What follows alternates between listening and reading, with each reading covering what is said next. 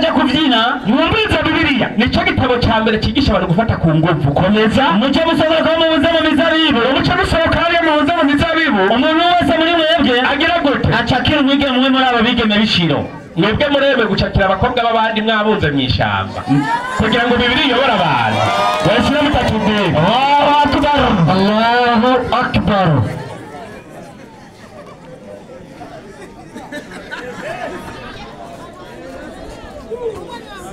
aho n'umutwe wo gushuha na pasita umurongo kugombera kw'ibyo nukuri kwimera ngaho mubasha aho n'umutwe wo gushuhana uravye imyaka twamaze muri Bibiliya tuyiga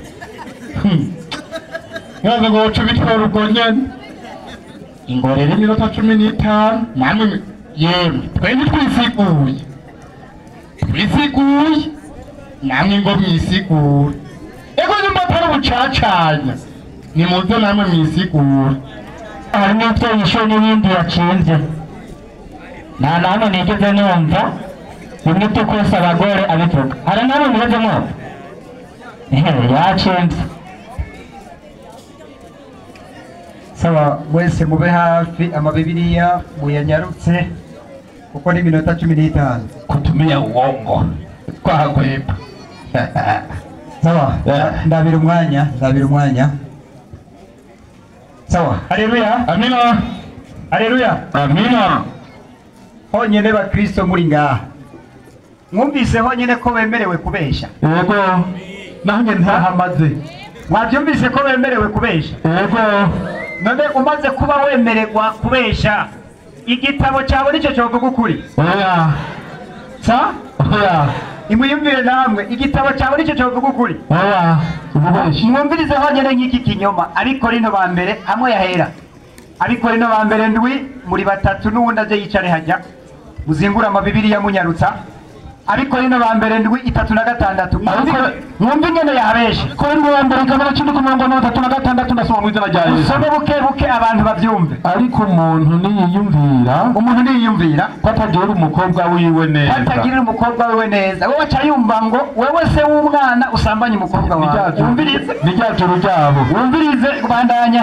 namba arenze iki ubukumi kandi namba bikwiye gose nagenze uko agomba tuburungu tubiri agirene nta caha azoba akoze agire gute abareke barongorane haleluya amina wumva ari se umukobwa arongora umwana cyangwa se umukobwa arabareka bakarongorana bashimanye arabareka mugabo hani kinyoma cyavuze yuko se umukobwa ngo niwe rongora umwana wiwe let them marry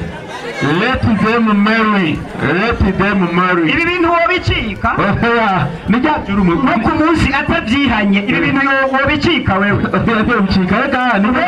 umviriza wa muhungu nimba wemeye gutwara umukobwa yamaze kuba menopause atakivyara ukaba ubishimye wowe se umukobwa reka kuzibira bareke bagirene kuko yamushimye mugabo buriya cyayumva ngo wowe se umukobwa ngorongora umukobwa nijyajuru mvigi mwari muri juru ryawe rega niri banzu reke gatoyi haleluya amina ibi binyama murabyumva ariko nguyu ngaha avuye ngaha aterekanye n'amakosa yagiriza Bibiliya turi kumwe ahubwo agiye kudushigikira yuko hariho n'ibyavuswe n'ibyariwe n'umuyabu nimwabyumvise mugabo bariko baratwenga ngo turi kubesha kandi turi kuvuga byo niyerekane muri Bibiliya ibintu byariwe n'ubuyabu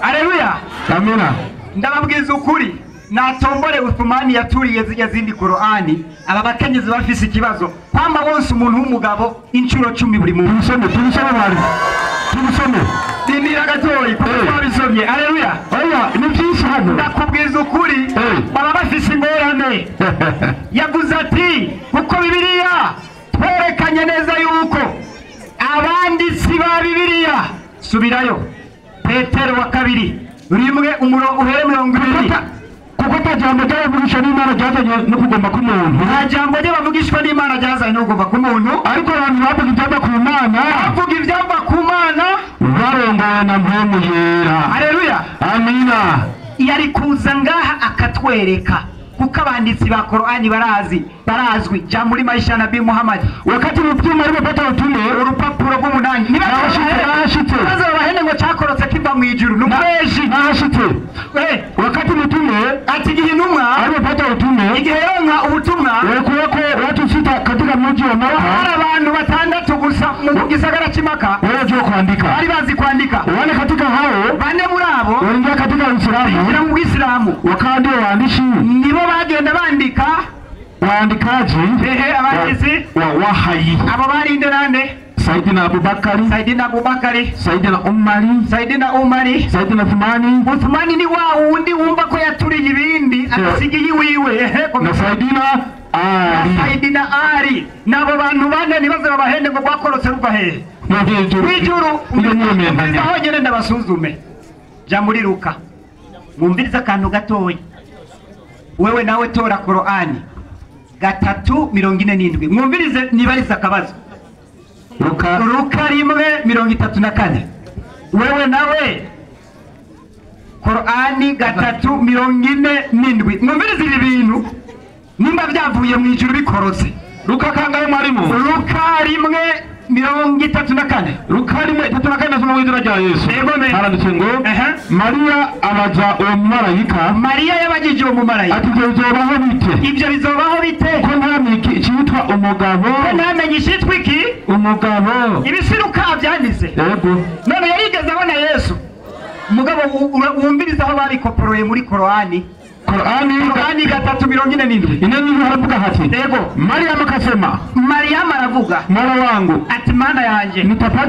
Nitapataje mtoto? Ati mbega nzoronka umwana gute? Na hali mtu yoyote hakunigusa. Haleluya. Amina. Aya majambo ntasa. Arasa. None hagati ya Luka n'aba bagabo banditse Qur'ani ninde yabitoye ku wundi? Aba bakuye kuri Luka ba. Mugabo ashaka kubwira ngo byakorotse mu ijuru babikoporoye muri Bibiliya. Ibinyoma ngaha biratakara, vugisha ukuri. Haleluya. Amina. Qur'ani yego 2:106 mwumvirize nk'ubu bubisha. Aho rero tunayifuta. Ati umurongo wose dushobora gufuta aho kuisahauliza canke kuwibagiza, tunaleta ile bora kuliko hiyo. Tuce turondera ubundi umeze neza aho uye mfano wake canke ugomba gusa n'uwo. Bibiliya ibyo wobikora. Bibiliya ibyo wobikora. Bibiliya muremerewe gufuta. Mugabo wabyumvise bobo no guturira barazituriye.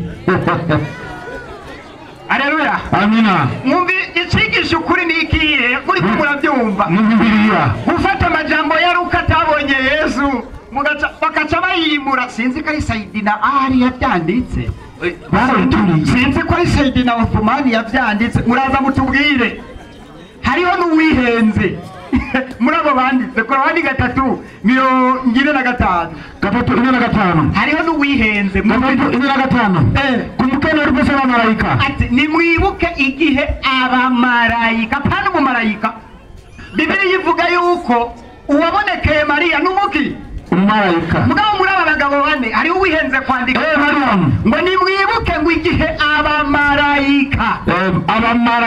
Haleluya. Amina.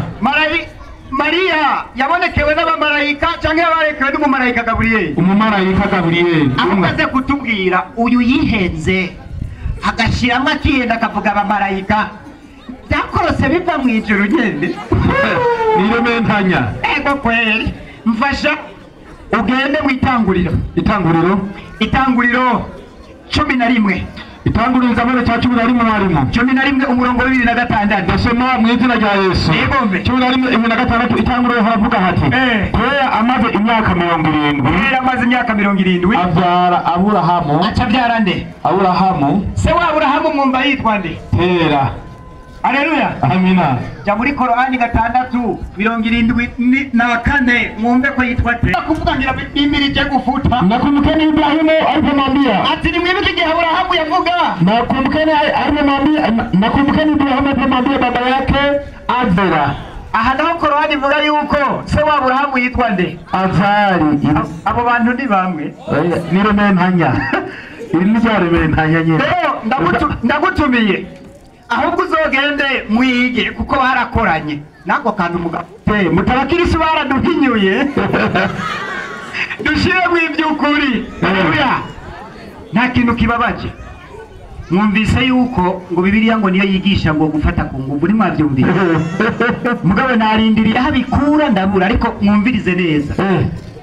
Nimba ari umuntu azi gufata ku nguvu mbere yoba yariho mu gihugu cy'u Burundi ni Muhammad. Ibi ndabivuga mbabaye kuko yarongoye akana muri byumva akana k'imyaka 6. Imyaka ingahe? Murashoboye kwibaza ngo ni binyoma imyaka turatyoza. Genda mu gitabo cyitwa Aruru al-Marjan amajana 4 na 84 hadisi ya majana 887 haravuga ugende mu bukebuke akana k'imyaka 6. hadisi ya Aisha radhiyallahu anhu mwumvirize ingene ariko aracokoza. Hadisi ya Aisha radhiyallahu anhu amesema yavuze gute? Mtume ati intumwa amenioa ati yandongoye cyangwa yangize umugore nikiwa binti wa miaka 6 ndagakobwa k'imyaka ingahe? 6. Mu Burundi hari umugabo yorongora akana k'imyaka 6. Ho mu mategeko y'u Burundi wibaza yuko abayihe. Bandanya wumve ibi ingorane kagize. Tukaje Madina, hanyuma turazi Madina tukafika kwa Bani al-Harith bin Hadraj. Ego hanyuma nikapatwa na homa kali. Yo nikapatwa na homa kali sana. Ngako karafashwe none wowe akana kabisa. Bandanya mpaka nywele zangu kugeza yuko umushatsi wanje zikakatika kugeza yaho umwana abenja umushatsi ukavuga urahindagurika. Ibi bintu biraryoshe. Ukacumba ngo ni intumwa y'Imana.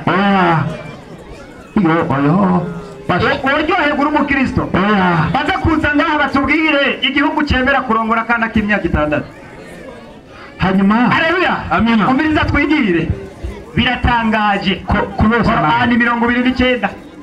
Qur'ani 29 umurongo wa 47 biratangaje ingene Qur'ani izi Bibiliya mugabe Bibiliya itazi Qur'ani. Qur'ani 29 emwe biratangaje kuba Qur'ani Bibiliya yizi. Twahashite mwalimu 29 egome ariko simuzina rya Yesu na namna hivi ati no kuvuga ngo tumekuteremshia kitabu bara kumanuriye igitabo basi ariko wale tulio hapa kitabu cha Biblia hajya twabahaye igitabo cha Bibiliya haleluya amina. Munzanira kabuye ngomba kubaza nora hanyene ongeza zari bibazo nabajije. Haleluya. Muragushira ikindi bambarize ni hehe muri Bibiliya ivuga Qur'ani ngo bamutwara igitabo cya Qur'ani nta kurabana ngaho ariko Qur'ani yo iravuga Bibiliya iminota 4. Haleluya. Amina. Haleluya. Amina. Birateye isoni. Nico gitabo cyonyene muri ko murabyumva neza. Nico gitabo cyonyene kivuga yuko cyemegwa n'amashetani. Nico gitabo cyonyene. Soma Qur'ani 72 umurongo wa 2. Nico gitabo cyonyene mu isi sema cyemera ko amashetani avuga ngo naho shite mwalimu ati gitabo ni naho shite mwalimu sema rwumbe sema buga imefunyira kwangu ya kuwa ati byarerekanywe kuri jewe kundi moja ya majini umugumwe w'ibisigo nilisikia Qur'ani warumvise Qur'ani nikasema hanyuma uravuga hakika ati mu byukuri tumesikia Qur'ani ya ajabu ati umvise igitabo cy'igitanga inaongoza katika uongofu ati gituyobora mwahiyo ati kubw'ibyo rero ibisigo rero bitikwahiyo ati kubw'ibyo rero tumeiamini. Haleluya. Byayizeye bambe n'umurongo umwe muri Bibiliya aho ibisigo bivuga ngo twumvire ibyo Bibiliya hanyuma turayizera. Haleluya. Amina. Agomba here mu itanguriro gushika mu byashyuwe ntahashobora kuronka yaho ibisigo byizera Bibiliya. Umungu turi kubana n'Imana Qur'ani bijyane mugende mwumviriza ibisigo byonyene birafise ukuntu bivuga ndonderera gatabo kabarimo ngo majini ibada yo kwajira Mwenyezi Mungu tu 31 yaje 31 ibada yo kwajira Mwenyezi Mungu tu ego ati ugusenga ni kube ku Mana yenyene jambo hili amesababisha wasiokuwa Waislamu, yatumye abantu atari abayisilamu kuikashifu dini ya Kiislamu, ati batyoza idini ry'ubuyisilamu kwa kudai ni dini ya majini. ati bavuga ngira kare koko ntibazogafuta bavuga ati niryo dini ry'ibisigo. Hatupingi, ariko ntabwo tubihakana, hatupingi, ntabwo tubihakana. Komeza, hatupingi tumwe ntitubihakana. kwani majini ati kuko mu bisigo miongoni mwao wako Waislamu, ati hasanzwe harimo abisilamu na hawana kitabu kandi nta gitabo ibisigo bifise ila atari hii Qur'ani. atari Qur'ani. Haleluya, haleluya, amina. igitabo ibisigo binezererwa bisoma bikaryoherwa cyo bikimana. Oya, ahubwo gusa nimubwire abantu bababwize ukuri, mubabwize ukuri, kubera muri uyu munsi abayisilamu nta nzoga banywa, sibyo? Genda nyarutsa Qur'ani 47:15 47:15 Qur'ani, ariko sasa na muzira jayezo. oya, muri uyu munsi nta nzoga banywa, ivyo barabivuze. Mugabo bageze mu ijuru inzoga bazozinywa. 47:15 mwarimu. Uyu munsi cyaravuzwe nta kiriho, mugabo bageze mu ijuru 47:15 15 n'ahashyize mwarimu. Haravuga hati mfano wa pepo yaliyoahidiwa cha Mungu watawa akarero k'ijuru abayisilamu itakuwa hivi, hazoba harimo iki? ino mito ya maji yasiyovunda, hazoba harimo amazi meza na mito ya maziwa isiyoharibika ladha yake, n'imigezi y'amata, na mito ya ulevi, n'imigezi y'akaboregwe. iryo juru mwebwe mw'abakirisitu mworijamwo. abantu rero muvise akanyota k'inzoga mube murabika imikenke, kuko mugiye mu ijuru ry'aba azoba ari imigezi no guhengama gusa. iyi nyigisho irazimiza ntizimiza? Irazimiza ntizimiza? baturonderere muri Bibiliya. Imana ibarezagire mu izina rya Yesu. Allah Yesu ashimwe. Amina. sha umbonye umwisilamu ariko ari ingwero tuyoga, kandi namwe nababonye usinzokurirwa ndavuga. Oya, nzovuga ati kabisa urafise aho bikura. ariko aritoza kuja mu ijuru, kubera aho basha tubabwiryamiremwo oryama mu mugazo wacu. basha bamaze ngwera hajya nzobwira ati ahubwo ndavuga n'ishimwe. Ahosha rega muratanguye kubitahura. Kuri ubwo rero ukuri kw'Imana burya uwatanguye wewe byari bitende. Uyu wewe n'igiswahili futi. Mutama wanje ndanakwitwa umutama, tuzorya mu ijuru. Ibyo bintu turasoma ibitari byo, usigura igiswahili kitari cyo, ibyo kabisa tuzorya mu ijuru. Sawa? Ariko kweri mbona n'umuntu akuze no gusigura igiswahili byawe. Mugabo ntaco mwahora muvugira mu mashengero, atanumwe ari bwisigure ngo abisobanure uko biri. Ubuhoho turi ku rubuga, ubuhoho turi hehe?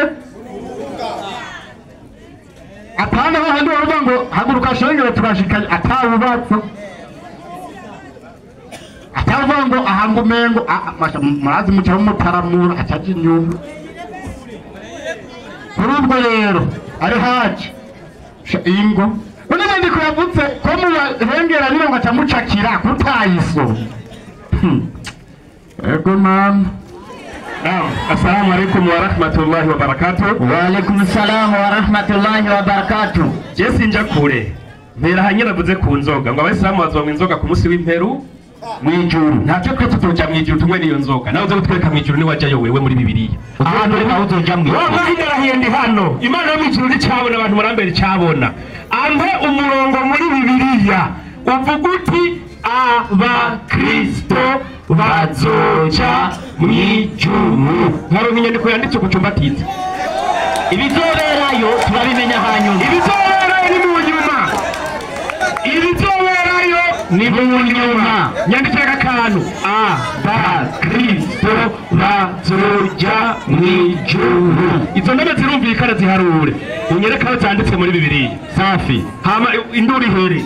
au kuja kurunguruka ibyo abandi mu ijuru. Mbere izo imeze gute umurongo nyene asomye maherezo yake. Inasema hivi, asomye mirongo 4:15. Soma hiyo. Sifa ya pepo walioahidiwa wacha Mungu. Twebwe ijuru twaraganiwe twizeye twiteze. Ni kama hivi limeze uko. Ndani yake muri ryo imo mito ya maji yasiyochafuka. Hari ya mazi pana yo mwisi, yo mwijuru atigera chafura. Na mito ya maziwa yasiyoharibika. N'imigezi y'amata atigera pa. Utamu wake ubwohe bwayo ntuhera. Na mito ya mvinyo n'ubwoko bubiri, isobanurwa kubiri. Hariho mvinyo iborera na mvinyo itaburira. Yenye ladha kwa wanywao, iryoshe cyane ku bazonywa mu ijuru.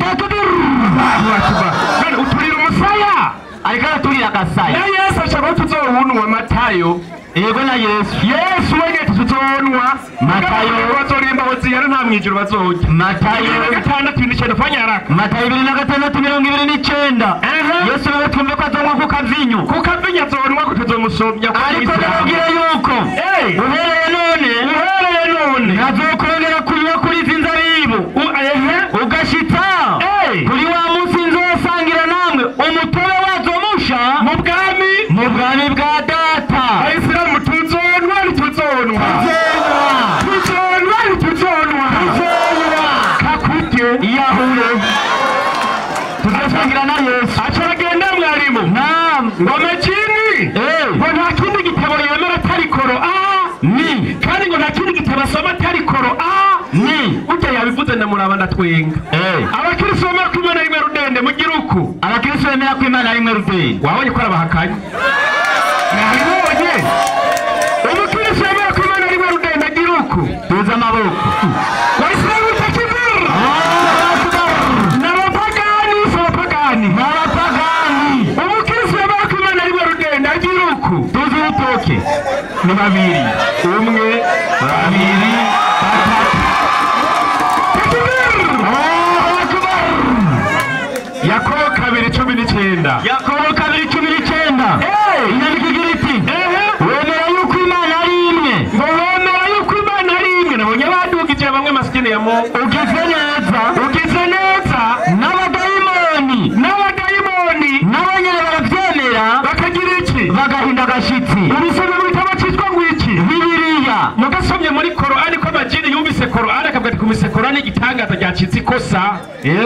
Mugabo abadayimoni ya Bibiliya yemeye ko Imana ya Bibiliya ari ukuri. Kwa pasiteri nta kosa kutiga biragatsindwa. Ikibazo ni mu mutwe. Amadayimoni n'ibiremwa byaremye imbere yawe kandi bifise n'ububasha n'ubushobozi bukomeye. Si sawa kweli? Abakristo bose bicaye hano bemera ko Yesu ari umwana w'Imana. Nibyo murabyemera? Nabajije abakristo muremera ko Yesu ari umwana w'Imana? Murabyemera? Mariko 3:11 nyaligira iti imwe muzihumanye nazo amajina humanye nayo uko zimubonye Yesu zamwikubita imbere zigasemerera ziti uriki uri umwana w'Imana. Kumva abakristo kwemera ko Yesu ari umwana w'Imana babyigiye ku madayimoni ariyo maji bagusumye amarere nk'amaji amadayimoni.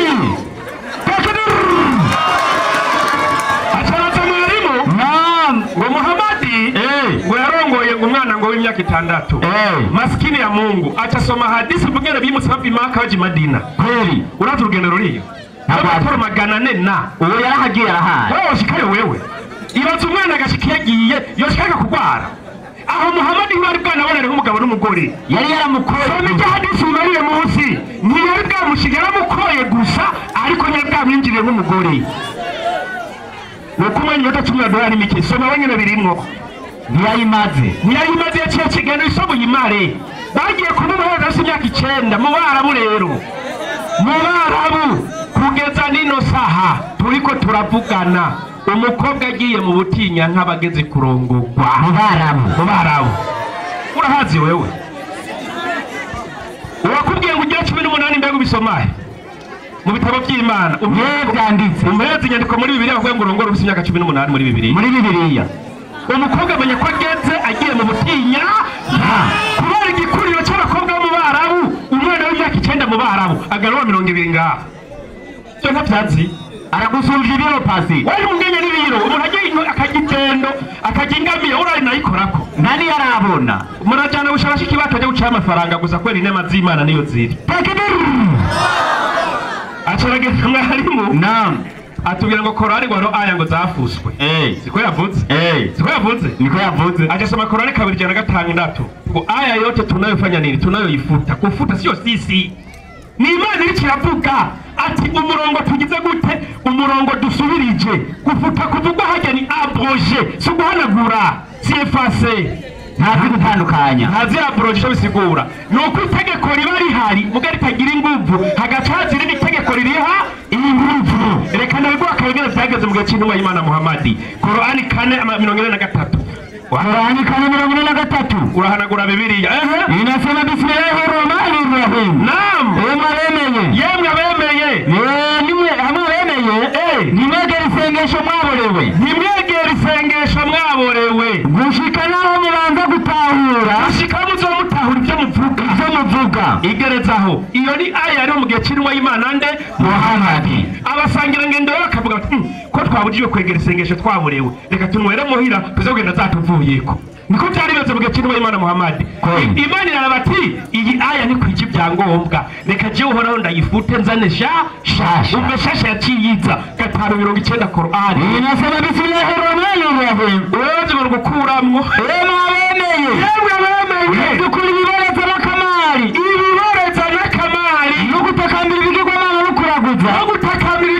no kuraguza n'umwanda wo mu bikorwa vya shetani ivyo n'umwanda wo mu bikorwa vyande vya shetani yego nimwitandukanye navyo ati nimwitandukanye navyo kugira ngo mutunganirwe kugira ngo mugire gute mutunganirwe rero guhanagura tuvuga gufuta wewe nkuko wavyise ntabwo ari guhanagura ngo kureyo c'est ni abroger kuzana itegeko karisubiriza irindi bise ingufu rero gutwe kuri bagazobona yo turongora mu Burundi eka bategeza agira kuyabroja tukaroga amashasha agezweho n'Imana nibikora sitwebwe dufuta na bushobozi dufise kweli ngo barahanagura ngo bakishiramwe ibintu umva ikidakwiye bikoye n'abambere cyo gata umurongo w'ikindi 13:9 n'igiriti igira ngo iki kuko tuza gace mwe Bibiliya mufisa kanusu kandi tuvugishwa n'Imana gace ibyo muvugishwa n'Imana na gace no kwiga mu gigice ariko ahigihimbo kizoshikira kumwereka nk'ikijya gihingu ahigihimbo kizoshikira akibonye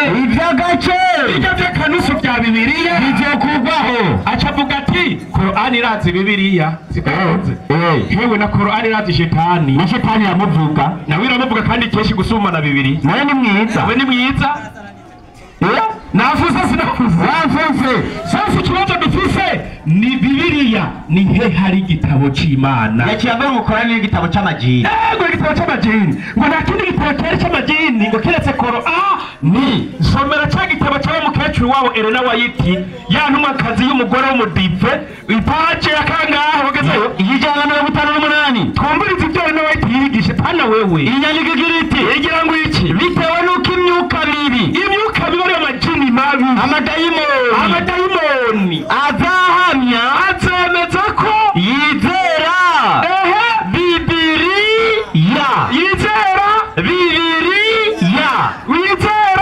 Bibiliya Waislamu takbir Allahu akbar kunda barabayerena ntumwa yawe ngikijya ibyaduka nico badipfa amumeruka kujya kuza kuri Islamu kira birarura sasa Qur'ani rero ubucafu bwiwe nabumaze kabisa wafuse akindi yabuze muri Luka ariko nitwari bwaje muri arindira acaja muri Luka aravuga ati Qur'ani yakoporoye kwa Luka siko yavuze Luka wewe ibyo wanditse wabikuye ikibazo hagati ya Bibiliya ufise no munsi na Qur'ani ni ikihe gitabo cyatanguye kuba gira na mu bwengere utugiye mu bwengereye safi kuba kimwe harimo jewe wanditse Bibiliya reka ndabaguhe tora Bibiliya ntagatifu kweli abanditsi ba Bibiliya na Bibiliya yazananye duce turabagati ya Qur'ani na Bibiliya hatanguye iki uje mu tukureka twihorera gusa kweli waza twakubitse hajya so inyandiko ijambo Bibiliya rivuye mu rurimi rw'ikigiriki wana bajijwe aho byanditse urabura ngo bigasigura ngo iki ibitabo mu bwinshi kuva mu kinjana cya 5 gatatu kuva mu kinjana ca gatatu inyuma ya Yesu Kristo inyuma ya Yesu Kristo niho abanditsi b'abakristo niho abanditsi b'abakristo nka Clementi uwitwa Clementi wa Alexandria nande na Origene batanguye guha iryo zina ibitabo vyerana niho batanguye kuri izina inyuma ya Yesu inyuma y'ibinjana bingahe bitatu n'abagabo badutse barifondera izina barajyanika bacita ngo ni Bibiliya nyereka hano Imana yavuze ko rugize igitabo cyitwa muri Bibiliya muri Bibiliya twereke nyima turirementanya ni uriko ari naco kumujyango mu nyandiko zaba bariko n'abamatayo barya ngo babikoporoye ndakwereka niyo babivanye Qur'ani yari ihari. Salamu alaikum. Wa alaikum salam wa rahmatullahi wa barakatuh. Wa alaikum salam wa rahmatullahi wa barakatuh. Yavuzwe na Clementi basha niyo mikoro be na Origene yego weza niyo mikoro yemwe turi ngaha yavuze ngo Muhammad ngo yarongoye mu mwana w'imyaka 6 aho uzira ngaha udutanye umurongo uvuga ati ujya kurongora bisabwa uba ufise imyaka iyi muri bibiri ati ebana kugira urongore Imana yategetse ati uzoba ufise imyaka iyi niyi urumuhungu cyangwa urumukobwa yari umugore wiwe yemwe aho gaheme ndatukanye yari umugore w'uwo mwana jewe ndaji icyo ndorije wacu Haleluya amen haleluya turabandanya ko iminota ingahe 10 Qur'ani yanditswe n'imboregwa 5:9 soma maelezo aya hizo za kukataza ulevi iyo mirongo ibuzo akaboregwe kwa tashdidi hii kuri iri tegeko zimeteleuka yabonetse mwaka wa 5 mwaka wa 6 wa al-hijra baada ya kuwa masahaba wengi igihe bamwe bageneye na Muhammadi baje basangira ngendo biwe wamekufa bali barapfuye ari na hali ya kuwa wakilewa bapfuye ari iki imboregwa ngoma ndabereke rero basengesha baborewe akanasengesha yaborewe mayunga Qur'ani tabishira mayunga 6:1 imboregwa agasengesha yaborewe soma nimishasha kuri bo soma nimishasha hejuru 60 hejuru mayunga sahaba umusangengero wa Muhammadi sahaba al-Wadi bandanya bin Uba we mwene Uba alikuwa mlevi kupindukia yali mboregwa ilengeje siku moja umunsi umwe alikunywa kuchwa yaranyoye mlinda bucha ulipoingia wakati wa sala ya asubuhi igihageze isengesho ryo mu gitondo akaswalisha arasengesha aho yari yaborewe akaswalisha la 4 arasengesha inshuro 4 yaborewe kisha hanyuma arabaza ati nikuongezeni ati ndabongerere ati ndabongere araza hanavuge wevuze ngo nibaboregwa kandi twumvize no mwijuru ko zizoba ziriyo ubu nabaza kumuvuga gute ko yigishije yaborewe hanyuma yavuze ngo abisilamu ngo bazoja mwijuru ubwo n'ububeshi abisilamu bavuga ati turiyemera turabisilamu mukirire turabe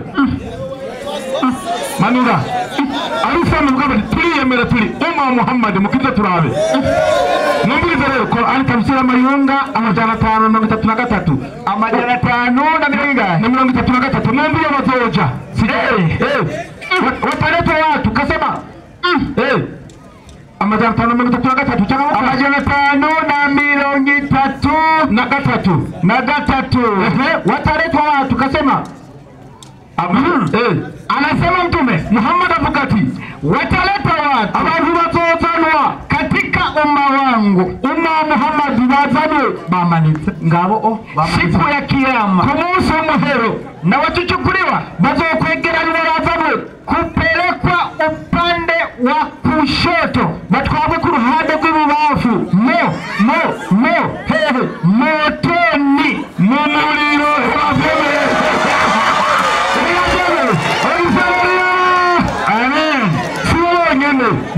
mu muriro na Allah mu muriro. Quran arurwa marjani 1071 hadi 1010 ntibigeze bahavuga ko na Allah mu muriro. Changamuka hadi Jahannamu itaendelea kusema 1071 hadithi 1010 Jahannamu itaendelea kusema muriro wa Jahannamu utaona ikuvuguti kanda kitore tuze turajana yego. Jehanamu itasema Jehanamu itavuguti. Je, kuna nyongeza? Mbega hari gisigaye paka Allah kushika Allah atakapoweka humo unyayo wake hapo shiramo ibirenge byiwe na hapo Jehanamu itasema Jehanamu itavuguti inatosha, birahagije, inatosha. Na zile sehemu bandanye hapo, na zile sehemu zake nyingine n'ibindi bisha byose zitakaribiana kuwa pamoja, tutatavyegeraniriza muri uwo muriro bose mu muriro. Haleluya, amen. Twebwe Abitesalonike ba mbere 4:16 havuga yuko umwami wacu azoza akadutwara mu ijuru. Tuba kwasoma abana b'Isilamu reka tugende kubera yuko ivyabo ari ibintu by'amanyanga. Yavuze ngo urongo ngo bizi imyaka ingahe? Reka turata kuhaza gatoyi mu kanya. Ni minota 10. Ariko arakimbukira warongowe arakanda gatoyi. Bandusome kwanza muri Aruru ari marjani. Yego amajana 484 cyo tumwereka uburongo uko aba angana. Amajana 480 ikinjohera muturabira umwana w'umukobwa w'imyaka 6 nuko adahakanite je turiko turasoma tugiye kumwereka imyaka yo kurongorwa. Yego harongorwa ungana gute abariya ivuga abarewe 2013 wumve uhandi kuze kuhavuga ko abarewe 2013 ndasoma mu izina rya Yesu, amina. Kandi uwo azokwarira atowe abana Bibiliya iraryoshe kwe, iraryoshe cyane. Uwo azokwarira atobe inkumi umwana abakristo rero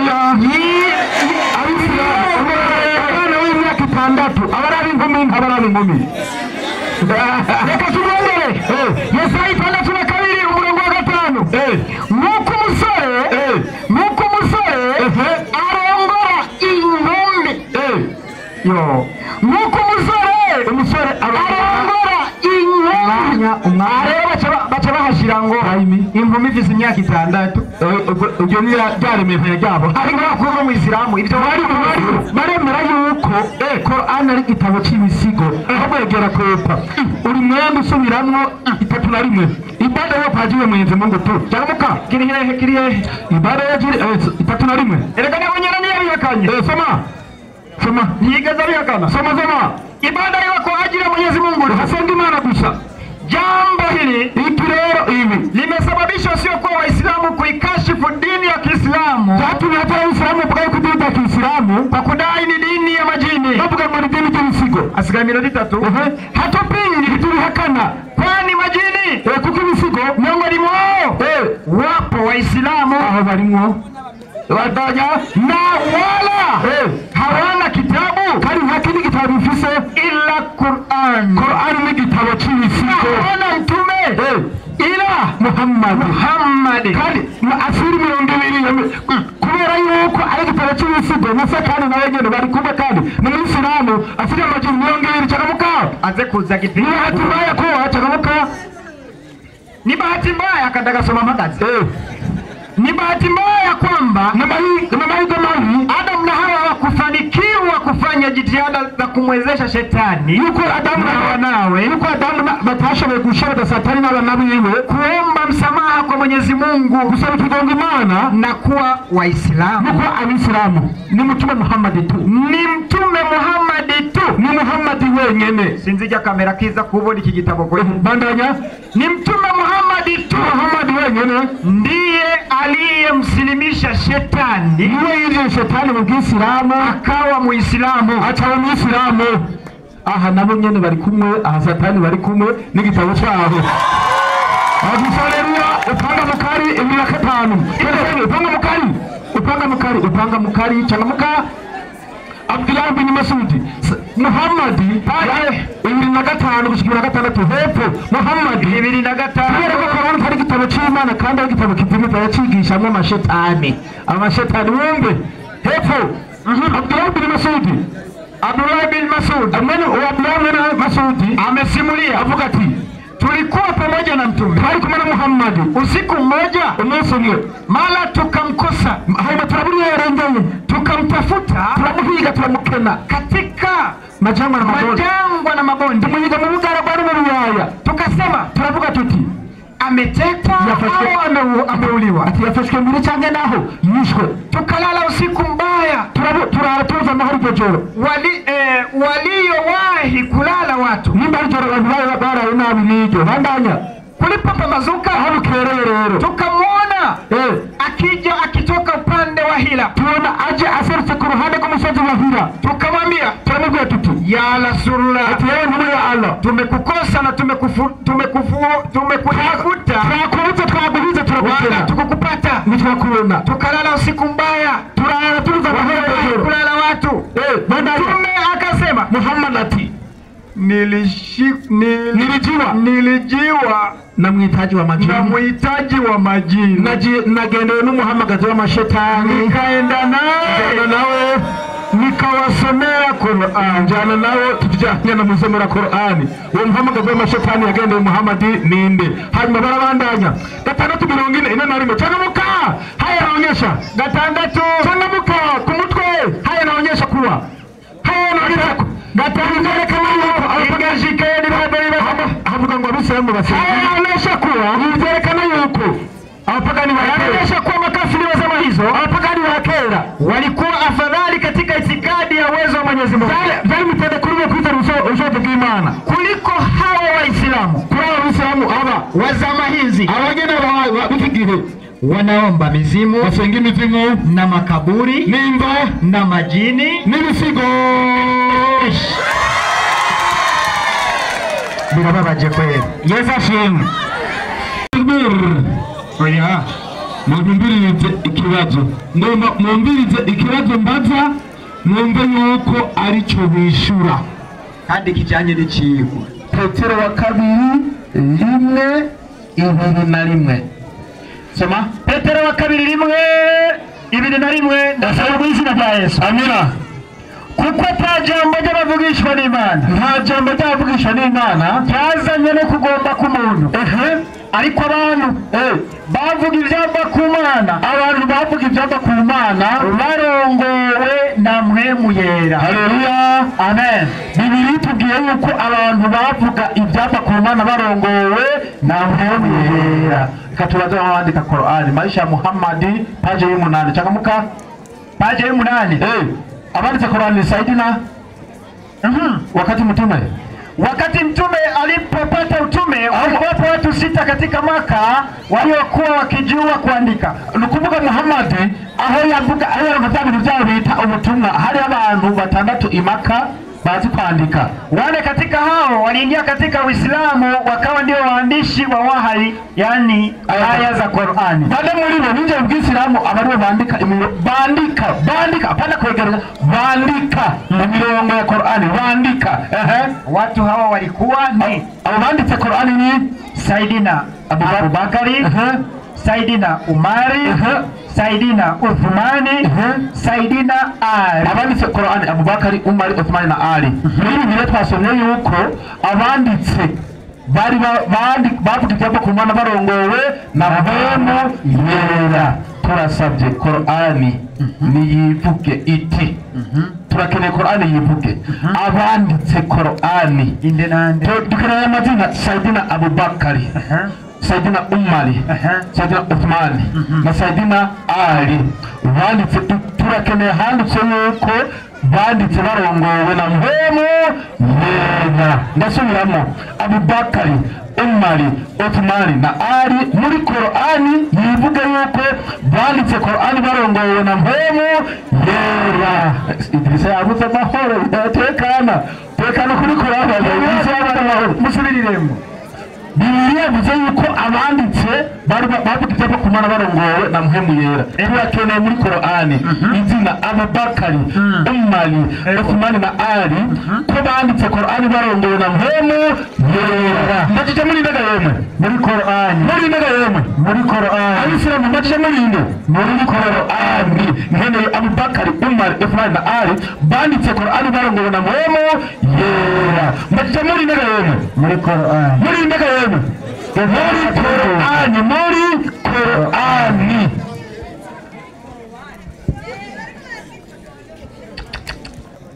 Qur'ani rero nayo ni ishingira intahe. Wa rahmatullahi wa barakatuh. Wa rahmatullahi wa barakatuh. Buryo bucacanye rero bugomba bubonekere ngaha. Reka ndaza rasuzuma yuko abantu banditse bari bafite mpemu yera. Abisuzume tugasanga abantu bari buzuye mpemu yera. Ukuri kuza kuba kugaragaye. Mugo tugasanga nta mpemu yera yarimwe. Yemwe. Ariko icyo somo peri ukibajije ukitira mwarimu n'ukuri. Nukuri icyo Jesse mva ko kibajije akiye. N'uburyo basoma Bibiliya. Ingo Idrisa. Ingo dusuzume kubera ko je n'ukuri. Bavuze ngo bari hari biharuro yavuze ngo bize. Bijya sibyo byerekana yuko uzi ibintu by'Imana. Naam, assalamu alaikum wa rahmatullahi wa barakatuh. Wa alaikum assalam wa rahmatullahi wa barakatuh. Avuze ngo asomye muri Petero wa 2:1 ibyanditswe byose ngo byahumetswe n'iki? Na mpwemu yera. Ngo nabyavuye kwa ngo bari bayobowe na mpwemu yera. Abanditse bose ko yavuze? Icyo manze gushira pembe na cyabaza muri Qur'ani. Tinone muri Qur'ani ni hehe abanditse nabo bari barongowe na mpwemu yera. Acara badondagura amazina. Reka amazina gukosora ntudoswe kubaza nicyo kibazo. 6:940 Qur'ani. Inasema havuga ngo iki? Yigishijwe nta kindi avuga kiretse ibyo ahishuriwe. Ubwa mbere ntumwa y'Imana Muhammad nta na kimwe yavuze atari ibyo ahishuriwe. Ahishuriwe nawe nyine yavuze ngo abanditse guhishura wanditse wa wahayi abanditse ibyahishuwe none bishurwa nande bitavuye ku Mana yigishijwe ndira erega ikibazo yakimaze yahejeje yavuze ati abanditse ba Qur'ani banditse ihishurirwa ni hehe bari bayobowe na mpwemu yera. Hemwe mpwemu yera yahishuriye abantu agarakobwe ngo ni je mpwemu yera eka uri kurandika ibyahishuwe nyine na mpwemu yera eka hamungu yagiye ku ishuri inna lillahi wa inna ilaihi raji'un. Yagiye ku ishuri cyane ni sinzi bana nyandiko yigishijwe Qur'ani. Umwiho wigishije Qur'ani n'ufise ingufu nyinshi. Yigishije Qur'ani n'ufise ingufu nyinshi. Umumarayika Jibril Gabriel ni nawe yaje kwa Maria tisaminda atarawa Yesu musenga mugasenga umuntu nigane nihangane Muhammad ni nawe yigishije abasengeranya no kumwe y'Imana nde Muhammad acaca hano avuga ati ngo muri umati Muhammad ngo hariho abantu ngo bazoja mu muriro maskini ya Mungu. Uyu muntu kweri nyuma yagiye ku ishure umma gisigura iki yaciye ku ishuri. Tuvuze umati Muhammad n'abantu bose babaye mu gihe cy'intumwa y'Imana nde Muhammad. Abo harimo abayisilamu n'abahaka acavuga ati muri umati Muhammad hari abahakanye bazoca mu muriro wa gihono tukavuga ati nivyo none abakafiri b'ugihe cya Muhammad harimo n'umuryango wiwe abo nabo bazoca mu muriro kubera batemera nk'Imana nde Muhammad. acavuga ati Muhammad niwe yigishije ikidini shetani historia ya mtume paji 150 ibyo utazi turabaza tukwigishe soma inyandiko inyandiko iragiriti 150 pia Umar radhiallahu anha alisema kwamba tulikuwa tumekaa na mtume sallallahu alaihi wasallam. Umar tijana nicaranye n'intumwa y'Imana Muhammad. Alipokuja jini mmoja aitwaye Hama, ati haji jini limwe yitwa Hama katika umbile la mwanamume mzee, ricaritsa gigize umuntu w'umutama. Rindira ne bariza pastor y'ubwenge bwabo buri ku gihe mwebwe hage muyasohora mu rushengero abariyo cyangwa batayariyo abariyo hage no toka shetani katika jina la Yesu abari mu rushengero ntabariyo abarimo Ehera ndabe ngaba barondera kwizuruza inda gusa. Inaendelea. Amajina ahantu hose. Nicho kituma no mushenge ngo toka shetani katika jina la Yesu. Hacha hati jini gigitse umuntu mugihe cy'Imana Imana Muhammad acagira iki? Aliyekuwa na fimbo yarafise n'inkoni atabona ari umuntu ariko ari kintu atavyaza. Na akasirimishwa na mtume mu Imana Muhammad acamwinjiza ubuyisira akarorero aba bose barimo shetani kuko nta muntu arimo shetani avuga ngo Yesu ni iki? Ni Imana. Kubera muri mo shetani ingo namwe tubijije bw'Islamu tuzarwinjije idini ba shetani kuko muri beshi. Inaendelea. Alimfundisha baadhi ya aya za fupi za Qur'ani. Rindira kwanza. Achavuga ati na Muhammad amajini yaramutwaye. Yavuze ngo amajini yatwaye hende ngo Muhammad ngo achaza kuyigisha si sawa? Niko yavuze. Kamaze Yesu nawe mbe Yesu nawe byagenze gute? Matayo 4:5 tuja ku 8 nyarutse. Igitabo cyanditswe na Matayo 4:5 paka 8. Inyandikira giriti buno murwanizi buno shetani amujana ku musozi uhagaze cyane. Rindira ubajanywe nande? Na shetani. Muhammad nawe yatwawe nande? Na shetani. Jini. Sawa? Kweli. Yesu atwawe nande? Na satani. Muhammad yatwawe nande? Ni jini. Afadhali nani? Muhammad. Namutende Muhammad. Yesu wa shetani yamurishije umunyenga mujana gato kurushenge. Acha bangu muri umwana w'Imana wikororere hasi. Yongera mujana mu gisagara mwera kumujiti Yesu naze ntuze muji. Nora rugisagara cyose aramurisha umunyenga aramutemberitse. Uwani shetani yatwaye nde? Yesu. Ingandagira bitatu bitabonabo bagasanga Yesu yatwawe na shetani nta ngupagira. Inna lillahi wa inna ilaihi rajiun. Sasa Biblia na majambo y'Imana yo kuyobora abantu cyangwa yo kubatakaza. Hosea 4:14 fanya haraka. Gitabo cha Hosea 4:14. Yarusa mwarimu yandikira giriti. Igira gwiki? Sinzohana abakobwa banyu. Biblia kivuga ite? Sinzohana abakobwa banyu. Nibigira abamaraya cyangwa nibigira abamaraya. Cyangwa bakazana banyu ni basambana. Biblia ngo bakazana banyu ni basambana ngo sinzogira gute? Ngo ntizobahana. Abayisiramu iryo ni jambo ry'Imana. Wati. Iryo ni jambo ry'Imana. Wati. Aba bapasitori cyo barondera uko babivuze je barondera kuzuza inda. Gusa. Umwe muri twebwe n'umugwanizi igitabo cy'abakristo rupapuro rwa mbere nyarutsa. Umwe muri twebwe n'umugwanizi. Avuga ngo iki? Yandikira giriti. Wiki. Abapasitori benshi. Aba mubona benshi. Umwe, babiri, batatu, bane, batanu. Bagendera mu nzira zimwe shetani agenderamo. Aba ngo bagendera mu nzira satani yibereye mwaba. Hanyuma bakarangiriza mu buzima bwo kutazanirwa ko mwita satani ari muno munsi. Kabisa. Aho nyine 51. Yego. Inyandikira giriti tubarangize. Ibi ntibari bwavyo. Oya ntabyo bazi. Aho usanga umubeshiri ibinyoma hose. Ahantu ngo uzosanga umubeshiri ibinyoma hose. Ushobora kwemeza udatinya ko habaye kwinjiranwa n'abadayimoni. Kumbe abantu babinjiranwa n'abaki? N'abadayimoni. Soma twumve. Abenshi muri twebwe abapasitori. Abenshi muri mwebwe abapasitori. Baremewe impwemu mbi. Baremewe amajini mabi. Kubw'ibinyoma tuvuga. Udahwimana irambariye. Haleluya. Ubona ururimi rushasha byaheye. Allahu akbar. Aba nta kintu kibazo batari kuzinyiza abantu. Naba ntizina zose muhereje muri gibonomo. Nakowe. Salamu alaykum. Wa alaykum assalam wa rahmatullahi wa barakatuh. Ngo babajyanye mw'ijuru. Cyo muramungo mwari. Hano bavuga ngo bazovuga indimi sha. Yemwe ingongaho vuga ururimi je ntazi. Ikasubiremo nyimba tumva nubwo intumva zama. Twe ntitwavuze kwigisha. Ntitwavuze kwigisha ndasubiyemo. Mwemwe muze yuko muzovuga indimisha. Wowe wavuga rushasha jewe ntazi. Mvuze kwigisha gayemo jewe. Uraza ngaho ukavuga ururimi jewe nitanane yakumva. Turitabaza gukora. Oya twashimye ko vyamwankiye. N'uwabagije ikibazo se yaje kuvuga ko atisha. None uruwaje kubaza byase yakubiswa cyaro mu karavuga ati harabavye. Mukuri kwima uje we nawe urumugesera. Wowe urucane. Ucobe kundi kugenda uwote. Sakwanga kuraga ibyamunaniye.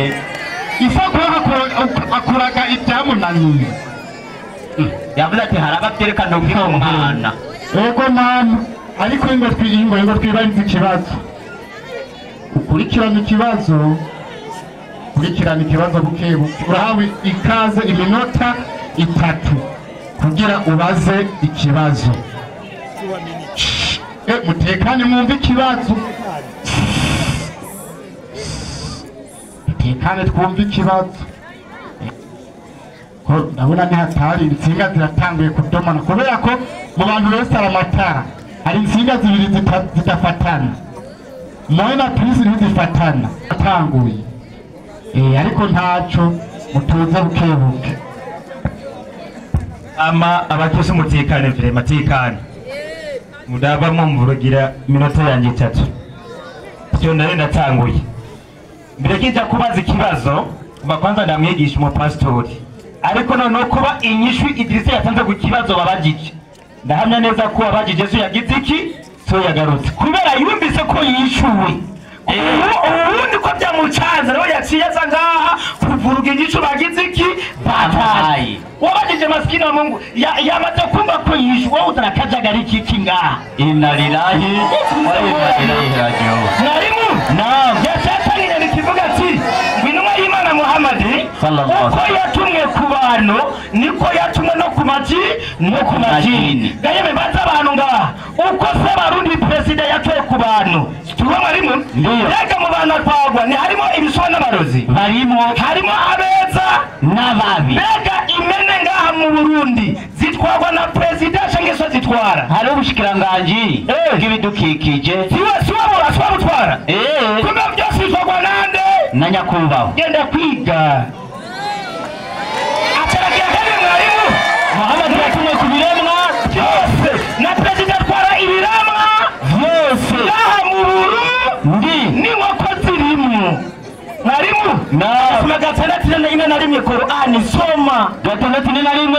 maelezo nyarutsa naisigie hiyo aya haya yanaonyesha kuwa makafiri wa zama hizo ati ili vinagaragaza neza kama akanyo mwicho gihe walikuwa afadhali katika itikadi yao juu ya uwezo wa Mwenyezi Mungu. Baba yari mitende mu mico yabo kukumana ndi kuliko hawa waislamu wa zama hizi usumba ababesa mu iki gihe wanaoomba mizimu abesa mu iki gihe baja gusenga imizimu na makaburi barakari gusenga makaburi na majini hamwe na majini na huwa ikistadi bara kandi bashikiwe n'ingorane ibibazo ndipo wanapostadi kuwaomba hao wakamwacha Mwenyezi Mungu bacha gusenga ibyo bakareka Imana ndiyo kupotea kukubwa kabisa. Atumisa mero aja muri ibyo ngo abayataka abayagize iki yatimiye kutakasomya ko kutagasomya kubera ubujaja bwe n'ibinyoma bye kutagasomya Qur'ani rigisha iyo mama mwarimu namwisa mureja gusenga makaburi cyangwa amajini cyangwa imizi kubera ukutaka umunani kabiri Qur'ani Qur'ani umunani kabiri narutsa inasema hivi hakika wanaoamini kweli umbero umisilamu ukuri ni wale ambao wanapatazwa Mwenyezi Mungu abandi bumbisima nivuzwe yego huja hofu na pesomewa aya zake imitima yao yuzuye kuko byo bumbisa majambo y'Imana wakirisha imani na wakamtegemea Mola wao tu kandi ngo nagundi bitsikira Imana yabo gusa. Sasa hao waislamu abo basilamu rero hawana kuamini mizimu abo bemera imizimu wala pango ndiyo wala shetani wala makaburi wala mengineyo cyane nibi uyo no mwisilamu wuku yenda kwiga ikibazo kiravye rero. Naam, ikigo kivuga ati hagati yakoye na Bibiliya nicaye igitabo kimenye igice zizimiza abantu 5:3 Matayo ngo babaze ikibazo baze kugishura 5:38 bera muri Bibiliya soma 5:38 ubutumwa bwanditswe na Matayo. Narutsa inyandiko iragira iti muyumvirize neza. Narutsa mwarimu mwarumvise ko byavuzwe ngo 3:9 ariko jeho ndababwire ndiyo nimurwanye umuntu yasati nimurwanye umuntu nimurwanye munyakibi nimurwanye abanyakibi ugukubise urushimo umusaya w'iburyo ugukubise ikofi mu musaya w'iburyo umuhindukirize n'ubundi hindukize kandi hanagira iki akubitse bivuze uguteye umuhereze n'ahanagira iki atware. Iyo ni Bibiliya Qur'ani 2:9 nimurwane mu nzira y'abana babagwanya ati nimurwane mu nzira y'Imana n'ababagwanya nimurenze urugero ngo mwimonogoze mu kwica bakabagwara Qur'an ati umwasi wawe umugwanye wivune. Bibiliya nayo ati umwasi wawe nuwivune. Hagati y'izi nyandiko zibiri ni yahe y'ukuri ni yahe y'ikinyoma? Assalamu alaikum. Wa alaikum assalam wa rahmatullahi wa barakatuh. Ewe ntugire ngo azivuga ati iyi ni ikinyoma kure ibi. Niyo kabisa. Abakristo haleluya. Amen. Abakristo haleluya. Amen. Arabaza ati yabajije muri Qur'an 190 yuko ho habigisha kugwana kandi hatera hagwanya abantu. Nimba mufise ubwenge mwayisomye twari tugiye kwishura ati niba mufise ubwenge inyandiko y'ukuri ni yihe? Tugiye muri Matayo 5:3-8 hasome Matayo 5:3-8. muce mutangura kurwana ubunyene urabona ubururu ukuntu bigenda. 5:3-9 yego, ariko jewe ndababwira uwo ni Yesu. Abemera Yesu mukristo turabe, abisanga na Yesu mukristo turabe. Ego bandanya baraza gatego nimugwanye umunyakibi ntimurwanye umunyakibi. Qur'an nayo nukuvuga Bibiliya itwigishije kuba abanyamahoro, kutagwanya abanyakibi. Qur'an nayo yigishije kugwana intambara. Rero majambo Bibiliya n'igitabo c'Imana kandi ntizimiza kubera itwigisha kuba abanyamahoro. Umviriza Qur'an nayo ukundi izimiza abantu. Tangura Qur'an 2:9. Qur'an 2:9 ahubwo niwe yagonze kwerekana ingero cyabo kizimiza. Ubishiza ahagaragara yuko Qur'an izimiza kuko yigisha kugwana. 190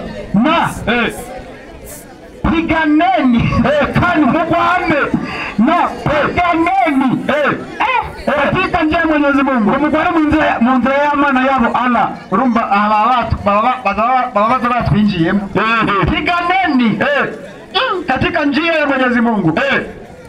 Nadani mugwane muri nzira ya Allah na wale wanaokupigeni wala msipindukie mipaka kumagereza. Nukuvuga ngo ugwane mu nzira ya Allah n'abakuvanye esha ntugaheranwe kubita bimwe bakora muri Somalia. Aha mu Burundi murabikora, nukuvuga ngo acabaza ngo niyihe nyandiko y'ukuri? Inyandiko y'ukuri niyo twasomye muri Bibiliya itubwira kuba amahoro, maze iyo mwasomye muri Qur'an niyo mutsimire kuko ibigisha gusesa amaraso kugwana. Abakristo haleluya. Amen. Ndasubira mu Qur'an ni igitabo kizimiza kuko ni igitabo cy'ibisigo. Subira muri ulimwengu wa majini page 6 baravyemera. Nimuhasome ulimwengu wa majini page 6 muce muhasoma ashigikira nyene bemera bagene baravyemerera. Handitse ngo mwumvirize hivyo ndivyo hali halisi ukuliko kujuye ya ushirikiano baina ya majini kukorana hagati y'ibisigo na binadamu n'abantu. Kwa kweli muzikuri sisi Waislamu Waislamu majini tunajumuika nao, tunakuwa n'ibisigo katika mambo mengi mu bintu byinshi kama vile ibada no gusenga mu musigiti hariya au kusikiliza darasa bila ya sisi kuwaona. Ndio vigo bali kwa ibisigo mugata bibona. Majini kitabu chao kwa sasa nicho kitabu ati ibisigo igitabo cyavyo ubu ni hii Qur'an. None mu byukuri igitabo niba ko Qur'an ari igitabo cy'ibisigo irazimiza batanga igitabo n'ibisigo Qur'an irazimiza shaka mureke ntacyo mushamo kora musanga igitabo n'ibisigo ni igitabo kizimiza bashaka tugwane mwigisha reka bumve inyigisho za Yesu Luka 6:32 havuga ngo kandi nimwakunda ababakunda. Yesu avuga ngo nimwakunda ababakunda muzoshimwa iki? Kuko abanyabyaha nabo wabonye nabo bagira batyo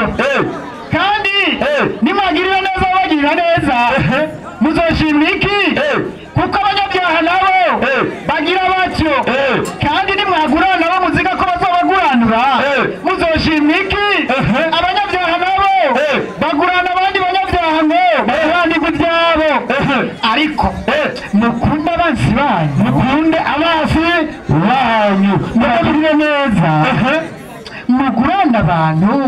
Muga Yesu ni mwiza kweli, ni mwiza cyane. ariko abandi ngo kubita yewe kaye mutaziga ko muzoguranurwa kandi impera zanyu zizoba nyinshi, namwe muzoba abana b'ibisumba byose, kuko igirira neza inashima niki n'ababi. Haleluya, abakristo haleluya. Imana itanze imvura iha abagororotse gusa. uyu munsi kw'izuba ryatse, abasambanyi iwabo ntiryatse, ryatse. ahubwo agombye kwerekana yuko Korani besha, agombye kwerekana ko Korani ari igitabo kizimiza, igitabo cy'amanyanga kizimiza. umuntu akugiriye nabi ucihorera. Imana itanze imvura, abantu bose abasambanyi n'abicanyi iragwa mu ndimo zabo. Imana itanze izuba, twese natwakira. Mwebwe musenga amajini n'abasenga Imana n'abandi batandukanye, mwese izuba riratwarira. Yesu atavuga ngo mube agahore nk'uko data aragahore, soye parufe. Mugore mwigisha, Korani yigisha kurwana, ni igitabo kizimiza, kandi twabiheje igitabo kisohorereya. Ine na gatandatu bibiri n'icenda. Ine na gatandatu bibiri n'icenda. Maherezo. Ine na gatandatu bibiri n'icenda. Kandi baremera ko Muhammad yatumwe ku bisigo ga? Yavyemeye. Mutume. Acha nsoma njyohewe. Yavyemeye iminota ibiri reka nsome. Yavyemeye. Mutume. Yemeye ko Muhammad yatumwe ku bisigo. Soma wumve. Muhammad. Mbere ku murongo. Muhammad maherezo. Muhammad. Mtume kama alivyopelekwa kwa wanadamu, Muhammad alikuwa atwaye ku Uislamu, ndivyo alivyopelekwa kwa majini. Alikuwa atwaye ku biki? Ku bisigo. Kama Qur'ani nzima na hadithi za mtume zinavyoeleza. Qur'ani na hadithi za Muhammad zivyemeza. Umbiriza leo. Na mtume kandi Muhammad alipowasomea binadamu, aho Muhammad agarukiye agatangura gusomera abisilamu, hawakujibu chochote. Bigeze bishira na kimwe. Ndugu zenu wa kijini, Muhammad arabwira ati bene wanyu b'ibisigo walijibu jawabu nzuri waliposikia haya. Bishuye neza aho bumviye ibyo. Mwari majambo abisilamu n'ibisigo ni bene wabo. Abisilamu bwose ni Korani, tubisanye muri Korani, abisilamu n'ibisigo ni bene wabo. Kandi nabongere bariyemerera bati ntitubihakana kuko mu bisigo harimo abisilamu. Ikibazo ni iki Idrisa, ikibazo mbega ko Korani 7:12 bavuga ngo muri twebwe ibisigo harimo abisilamu, urabyemera cyane nabyo wemera. Muhammad ikindi ko yavuze ngo bene wanyu b'ibisigo. Muhammad yavuze ukuri, ibisigo ni bene wanyu cyane, naho Muhammad ni umunyabinyoma, ibisigo si bene wanyu. Irigisha neza. Igerezaho kabisa. Basha haza umuyaga imakanye kabisa, kibazo ariyo yocisho. Ukabimakagera niwe yobishobora. Umuyaga imakanye ariyo yocisho. Wa rahmatullahi wa barakatuh. Waislamu takbir. Allahu akbar. Waislamu takbir. Allahu akbar. Ikuramu beshi bw'aba bantu. Urushengero rwabo ruri hajya nta munyezamu ahari. Oya. Hari yiki sinebe tonyene. Eka nta kiriyo. Mwarija vumbi yoja kurondera iyi. Hoba hari ivumbi barafise umunyezamu. Ujya munyezamu akora iki? Erega nta n'igitabo gisigaye bo kigwanira ngo ntubizi. Ubu byose bagenda babitahanye. N'amahera yose batoje. None bo yasigaza bajya. Oya. Atatahanye ujya w'imbere. Ihoreze. None bajya abanyezamu mugira nabo kugira iki? Erega ngo bisigo ngo turavukana. Ibisigo turavukana. None wabiremye si umwe, umva mutava kuri umwe. None waremye ibisigo ninde? Reka na shetani muravuka. Waremye ibisigo ninde? Uwabiremye ni Imana. Ni Imana. Nta kintu na kimwe kiri aha. Twese tuva ku aha mw'isi kiri aha. Twese turavukana. Kitaremwe n'Imana. Ababi n'abeza. Wewe uva n'ikintu kimwe kitaremwe n'Imana aha. kimwe kitaremwe n'Imana sana ikintu kimwe mw'isi kitaremwe n'Imana ukizana aha Amidu urahawe ikaze yawe minota 5 twebwe uwabajije ikibazo niwagaruka niwaba yakibajije gusa yari yishuwe mbeko ntangura nisaba kisi mutekane vrema pastor abajije ikibazo bivuze ho kunyishura ikibazo canje igingijemo ikibazo we vipi halo ataduza na connect narimu naam abajije ikibazo mbegi ngo amadaimoni tiko ngo yavuze ngibisigo ngo ni bene wanyu niko mwishura sinda mwishuri Mana ibisigo harimo mwemumbira mwe nziza ni bene wacu cange si bene wacu Samuel wa mbere 16:14 yandikira giriti soma mwemuhoraho umbiriza hariho mwemuhoraho amaze kuva kuri Sauli impwemumbi tubonye mwemutingahe zibiri ivuze hariho idayimoni giza n'idayimoni ribi ijini giza n'ijini ribi bivuye kwande impwemumbi irungitswe n'Imana